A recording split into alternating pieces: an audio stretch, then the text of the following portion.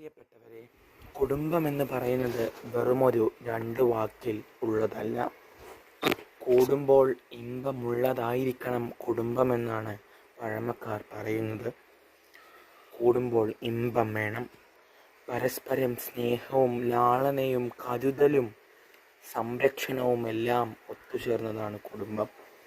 മാതാപിതാക്കൾക്ക് മക്കളോടുള്ള സ്നേഹവും ലാളനയും, അതുപോലെ മക്കൾക്ക് മാതാപിതാക്കളോടുള്ള ബഹുമാനവും എല്ലാം ഉൾക്കൊള്ളിച്ചുകൊണ്ട് ഇമ്പത്തോടു കൂടി മുന്നോട്ട് പോകുന്ന ഒരു കുടുംബമാണ് നമുക്കേവർക്കും ആവശ്യം, അതിലേറെ അത്യാവശ്യം.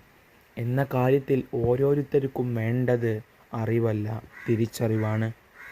തിരിച്ചറിവിനേക്കാൾ വലിയ ഒരു അറിവില്ല എന്ന കാര്യത്തിൽ യാതൊരു സംശയവുമില്ല. നന്മകൾ കൊണ്ട് മൂടട്ടെ